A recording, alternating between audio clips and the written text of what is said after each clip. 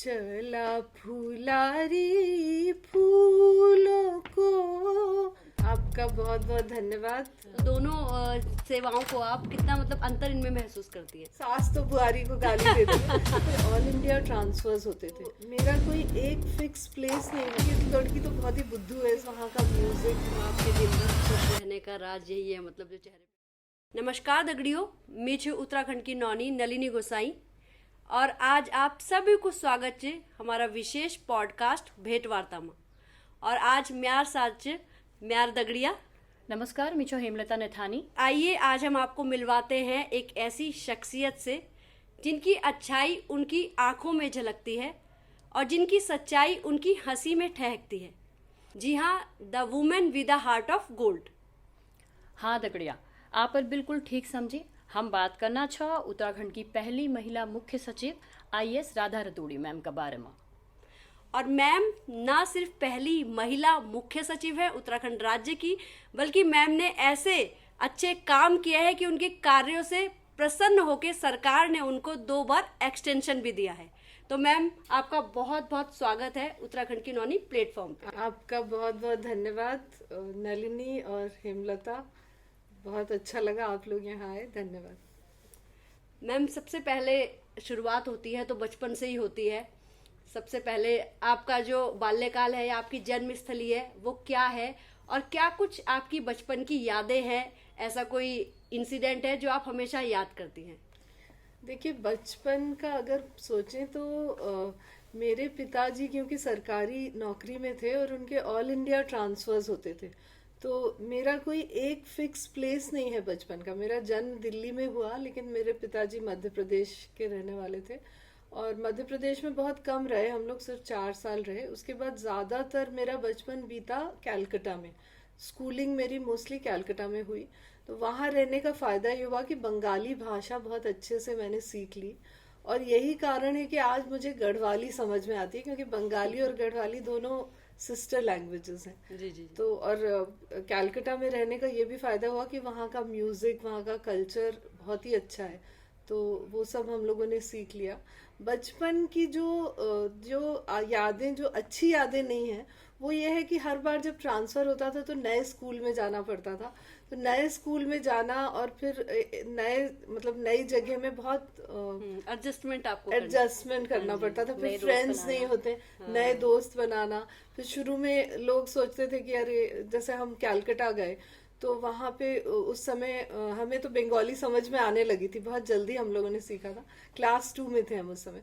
लेकिन जो बाकी लड़कियां थी वो उन्होंने सोचा कि ये लड़की तो मध्य प्रदेश से आई है तो इसको बंगाली नहीं आती होगी, तो वो बंगाली में हमारे बारे में कुछ कुछ बोलती रहती थी। तो बाद में उन लोगों से अच्छी दोस्ती हो गई थी। फिर हम उनको बोलते भी थे कि शुरू शुरू में जब हम आए थे तो तुम लोग ये बोलते थे कि ये लड़की तो बहुत ही बुद्धू है, इसको हम क्या समझाएं। और फिर बाद में हम लोग बहुत हंसते थे उसको लेके।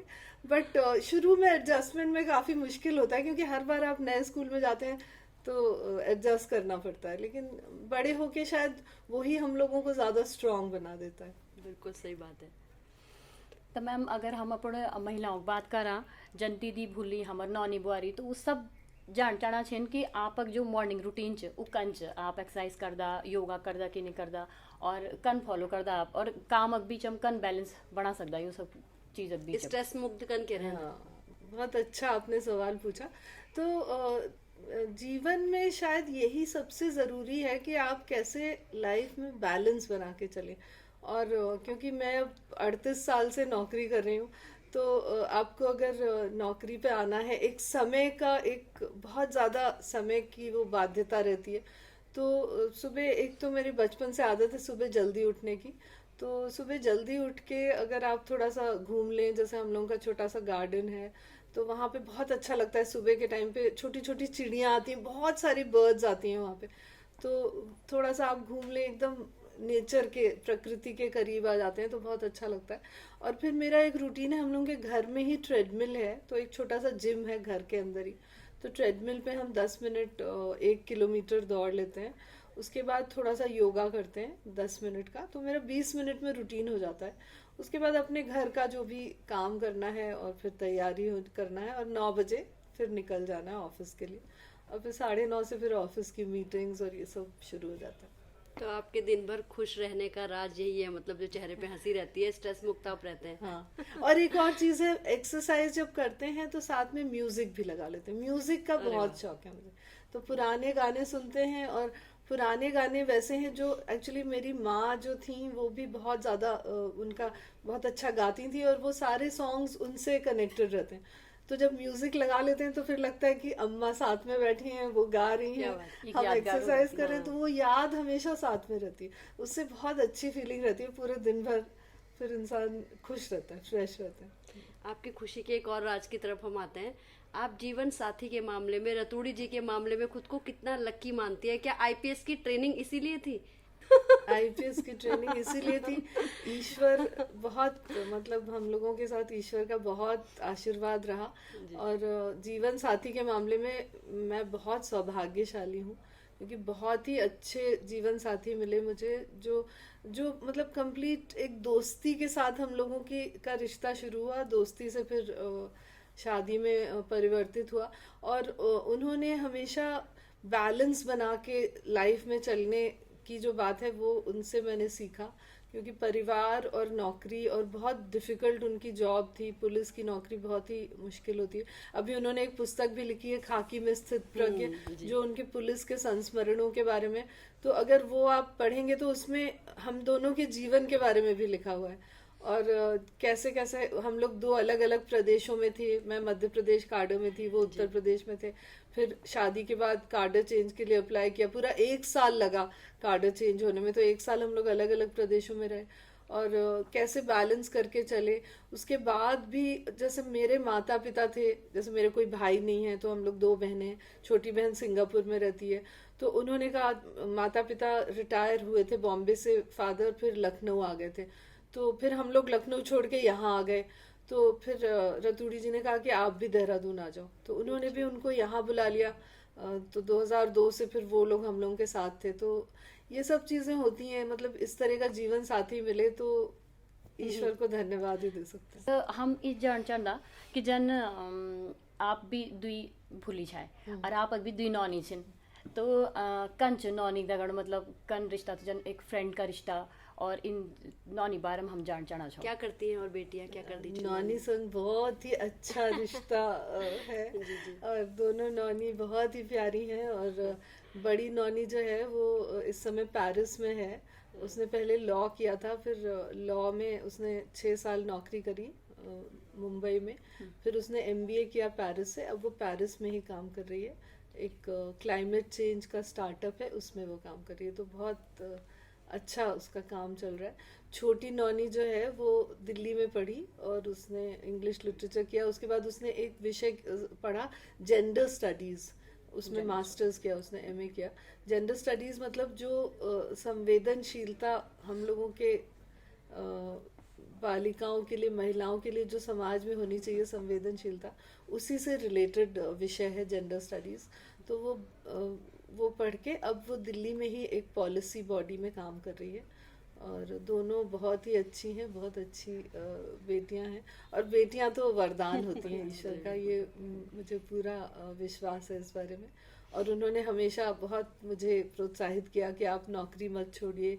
कई बार ऐसे मौके आते थे जब कठिनाई होती थी कि परिवार के साथ नौकरी कैसे, उन्होंने बोला नहीं, आप नौकरी करते हो तो हम लोग ज़्यादा सशक्त फील करते हैं, स्ट्रॉन्ग फील करते हैं, तो आप कभी भी अपनी नौकरी मत छोड़ना।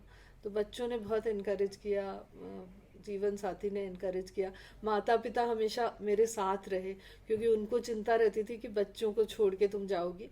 तो बेटियों को उन्होंने, नाना नानी ने हमेशा बड़े प्यार से देखा, और उनके बीच में भी बहुत अच्छा रिश्ता बन गया था। तो अगर फैमिली सपोर्ट मिलता है तो हम लोग बहुत अच्छे से अपना काम कर सकते हैं। बिल्कुल, बहुत बड़ी बात आपने कही। अच्छा मैम, मास कॉम भी आपने किया है, आपका कैसे रुझान हुआ था मास कॉम की तरफ, और आपको उसमें कौन सा फील्ड अच्छा लगता था, इलेक्ट्रॉनिक या प्रिंट? तो जब मैं कॉलेज में थी मुंबई में, कॉलेज में मैंने हिस्ट्री ऑनर्स पढ़ा था बीए में। तो उस समय कॉलेज की एक मैगजीन थी हम लोगों की, तो कॉलेज की मैगजीन में एडिटोरियल बोर्ड पे मैं आ गई थी। फिर मैं एडिटर भी बन गई, 2 साल मैंने एडिट की कॉलेज की मैगजीन। तो उस समय मुझे बहुत इंटरेस्ट आया इसी में। फोटोग्राफी भी करते थे और लिखते भी थे, एडिटिंग भी करते थे।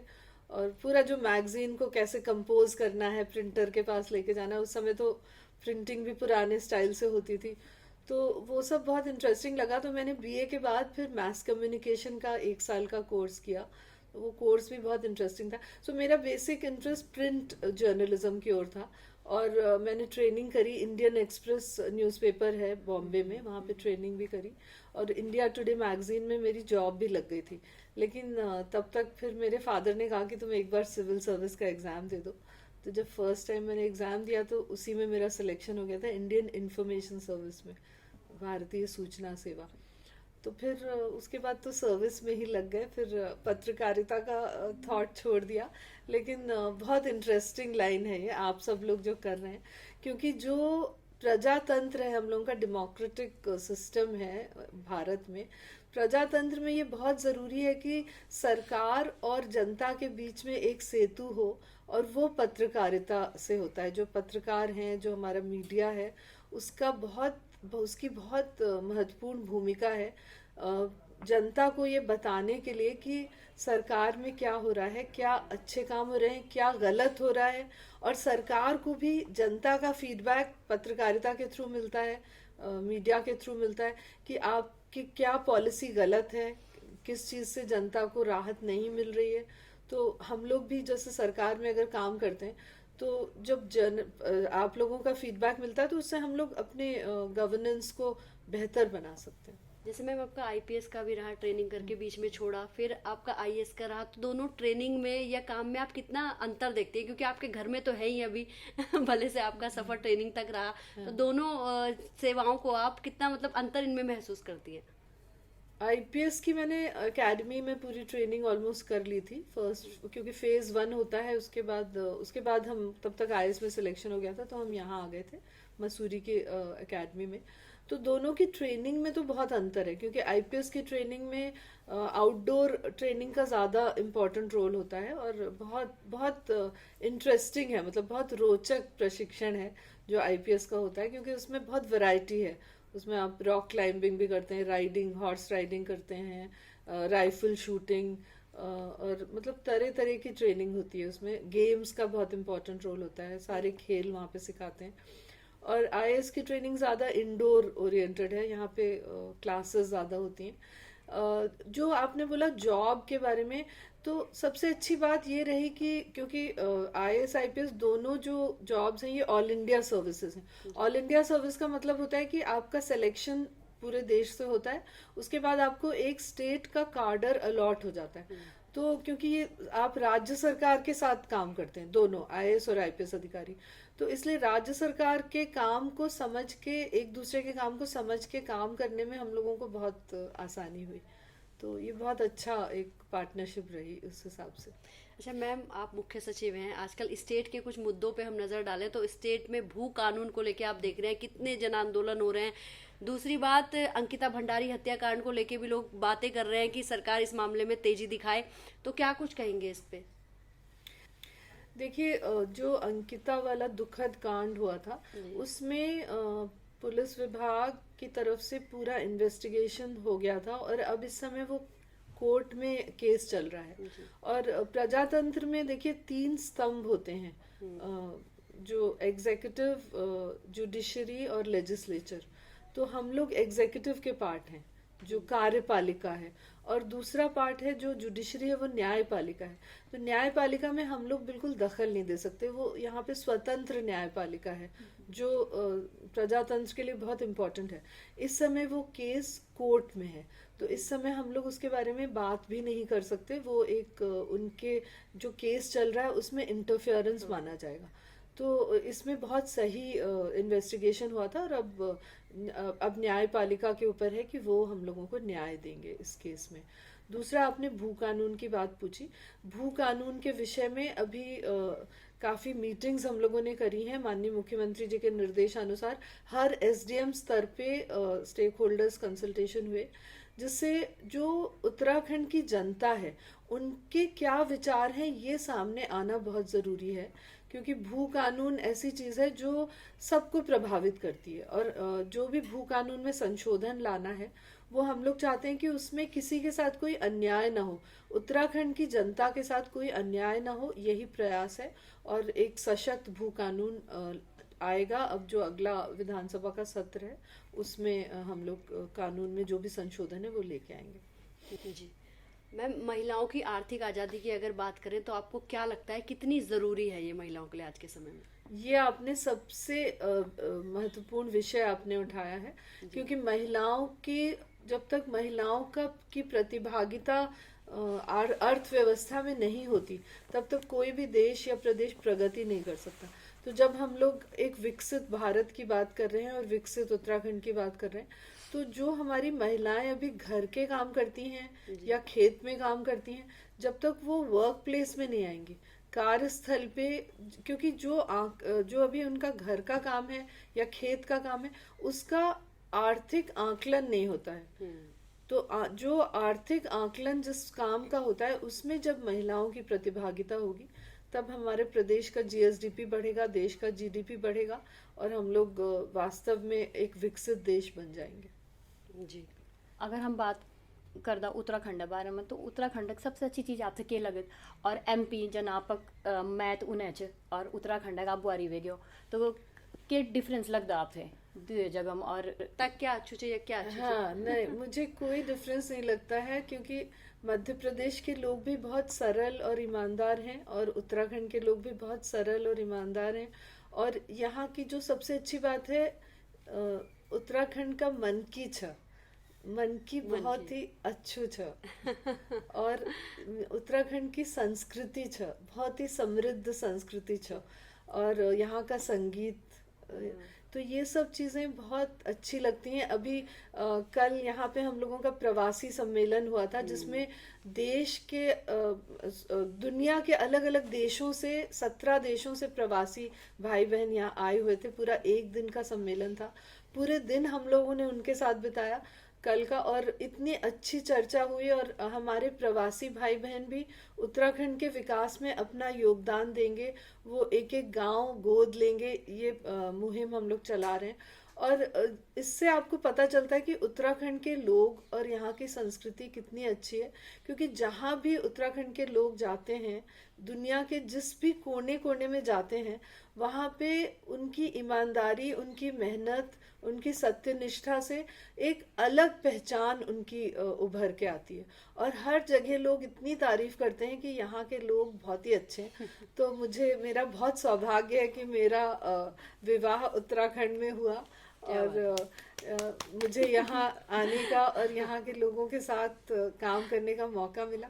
ये भी, इसके लिए मैं ईश्वर को बहुत धन्यवाद। उत्तराखंड भी सौभाग्यशाली है कि आप यहाँ आए। ऐसे अधिकारियों की तो अगर हो तो फिर बात ही क्या, इतने सौहार्द और इतने सरल स्वभाव के आप हो। बाकी मैम, जहाँ जहाँ आपकी पोस्टिंग रही ना, पहाड़म ना जन कक जगह आप घूमी चाहिए उत्तराखंड स्टेट पोस्ट, और कहाँ आपकी पोस्टिंग के दौरान आपको सबसे अच्छा लगा? तो जब उत्तराखंड बना और हम लोग उत्तर प्रदेश से उत्तराखंड में आ गए 2000 में, तो 2001 में मेरी पोस्टिंग डीएम टिहरी के रूप में हुई। और उस समय टिहरी बांध का आंदोलन भी बहुत ज़्यादा चरम पे था।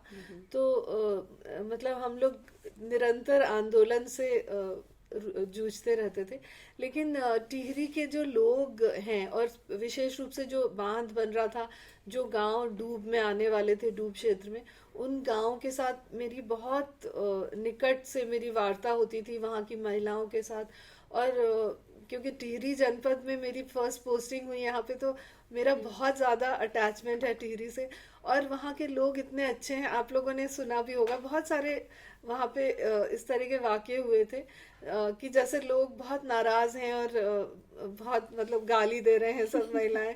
और फिर जब जाके उनसे बात करो और अच्छे से उनके साथ बैठो, तो थोड़ी देर बाद वो लोग इतने खुश हो जाते हैं, फिर उनको लगता है कि नहीं। और क्योंकि मेरे पति भी टिहरी जनपद के हैं, तो वो सब बोलते थे कि ये हमारी बुआरी छ, टिहरी की बुआरी। तो वो बोलते थे कि नहीं नहीं बुआरी छ। तो हम भी बोलते थे कि ठीक है, आप गाली दे रहे हो, कोई बात नहीं, सास तो बुआरी को गाली देती है। तो मुझे बुरा नहीं लगा कभी भी उनकी बातें। और फिर वो लोग समझ गए कि ये मतलब हम उनके पक्ष की बात कर रहे थे, उनके जो पुनर्वास की समस्याएं थी कि बेहतर पुनर्वास हो, उसके बारे में फिर राज्य सरकार के साथ उनकी हमने बैठकें कराई बहुत सारी, और एक बेहतर पुनर्वास का पैकेज उनको मिला, तो बाद में लोग बहुत प्रसन्न हुए, और बहुत अच्छा एक रिश्ता टिहरी के लोगों से मेरा बन गया, वो आज तक कायम है। अभी भी जब लोग आते हैं टिहरी से यहाँ देहरादून, तो हमसे कोई काम भी नहीं होता तो वो बस ऐसे ही मिलने आ जाते हैं कि हम आए थे यहाँ पे तो हमने सोचा आपसे मिल के जाए।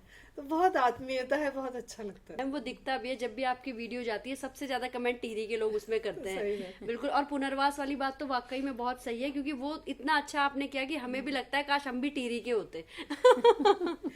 आप सब टिहरी के ही हैं। तो बाकी मैम आपने अभी कहा कि यहाँ का संगीत बहुत अच्छा है, और वाकई में आप यहाँ की बुआरी होने के नाते उसे निभाती भी हैं, गाती भी हैं, हर रस्म परंपरा यहाँ की निभाती हैं संस्कृति के हिसाब से। तो अब हमारे दर्शक भी चाहेंगे कि आप पहाड़ी में गा दें कुछ उनके लिए। तो ये गीत बहुत लोकप्रिय भी है। जो फूल दे जो त्योहार होता है हम लोगों का, बहुत ही सुंदर त्योहार है जिसमें बच्चे फूल लेके आते हैं और घरों की देहरी पे रखते हैं। तो उसकी मैं 2 लाइन आपको सुना देती हूँ। चला फुलारी फूलों को सौदा सौदा फूल बिरौला, भौरों का जूठा फूल न तोड़या, मोरों का जूठा फूल न लाया, चला फुलारी फूलों को। क्या बात है मैम, बहुत देर से मैं देख रही हूँ कि यहाँ पे कुछ मंडवे के बिस्किट और कुछ आइटम मुझे दिख रहे हैं। हाँ। तो ये प्रोडक्ट कौन ये से जैसे हैं, अभी क्या है? आपने कहा था कि यहाँ की महिलाएं बहुत सशक्त हैं, तो ये मंडुए के बिस्किट हैं और इसमें गुड़ मिला हुआ है, मतलब शुगर नहीं है, तो ये स्वास्थ्य के लिए भी बहुत अच्छे हैं। और हम लोगों की मिलेट्स बेकरी है जो ग्राम्य विकास विभाग ने बनाई है, और इसमें सचिवालय में भी इसका आउटलेट है। तो मैं चाहूंगी आप लोग इसको टेस्ट करके भी देखें, बहुत ही अच्छे बिस्किट्स हैं मंडुए के। दगड़ियों हम टेस्ट भी कर रहे हैं और लेके भी जा रहे हैं। लेके भी जाएंगे। और बाकी सारे ये प्रोडक्ट्स भी सब यहाँ की महिलाओं ने ही बनाए हैं, जैसे ये मुंशियारी का राजमा है, झंगोरू के लड्डू हैं इसमें। तो यहाँ की जो महिलाएं हैं बहुत ही अच्छा काम करती हैं। अभी आपको पता भी होगा कि एक हाउस ऑफ हिमालयाज करके एक अम्ब्रेला ब्रांड भी बना है, तो जो हिलान सिमाधी पहले उसकी लॉन्चिंग मोदी जी ने इन्वेस्टर समिट के दौरान की थी। और हाउस ऑफ हिमालयाज में अब सारी जो ज्यादातर महिलाओं के बने प्रोडक्ट्स को ही एक ऑनलाइन मार्केटिंग प्लेटफॉर्म भी मिल गया है, और एक्सपोर्ट के लिए भी हम लोग प्रयास कर रहे हैं। तो बहुत सारे विदेश में जो एक्सपोर्ट मार्केटिंग चेन्स हैं उनके साथ भी उनका एग्रीमेंट हो गया है। तो ये भी महिला सशक्तिकरण का एक स्टेप है। बहुत चलता चलता हम इन जान चाहना छो कि पहाड़ हमार पहाड़ नौनी बुआरी जो छिन ऊ खुणा पर क्या संदेश बोलूं? पहाड़ की नौनी बुआरी के लिए ये संदेश है कि कभी भी अपने को किसी से कम मत समझो, क्योंकि आप लोग बहुत सशक्त हो, बहुत स्ट्रांग हो। पूरे उत्तराखंड की आर्थिकी जो है वो यहाँ की नौनी बुआरी पर ही निर्भर है। जो आप लोग काम करते हो गांव में, खेत में, जो बच्चों को देखते हो, बुजुर्गों को देखते हो, जानवरों का ध्यान रखते हो, पानी लाते हो, चारा लाते हो, तो ये सब बहुत मुश्किल काम है और आप लोग ये कर रहे हो। और अब ये आवश्यक है कि हमारी जो नौनियां हैं उनको आप बराबरी दो। सबसे बड़ा ये मेरा अनुरोध है सभी माताओं से, बहनों से, कि अपनी बेटी और बेटे को बराबरी दो। आपकी बेटी भी आपका नाम रोशन करेगी, और उसको अच्छी शिक्षा दो और रोजगार की तरफ प्रेरित करो। और ये मत सोचो कि जैसे ही नौनी 18 साल की होती है उसका विवाह कर दें। विवाह अपने आप होता है, लेकिन पहले उसको आर्थिक रूप से सशक्त करो, अपने पैरों पे खड़ा करो। तो ये मेरा संदेश सभी माताओं बहनों के लिए। बात बोली मैम आप, और बहुत बहुत धन्यवाद आपको। बहुत बढ़िया मैम। तो ये थी हम सबकी प्रेरणा और आदर्श उत्तराखंड की पहली महिला मुख्य सचिव राधा रतूड़ी जी। उत्तराखंड की नौनी फिर मिलेगी आपसे अगले पॉडकास्ट में एक और शख्सियत के साथ। तब तक हम तो इन्हीं प्यार देना रहा, और हमारे YouTube चैनल पे लाइक, सब्सक्राइब और शेयर करना बिल्कुल ना भूलिया। तो नमस्कार दगड़ियों, और नमस्कार मैम, बहुत बहुत धन्यवाद। आप दोनों का बहुत बहुत धन्यवाद।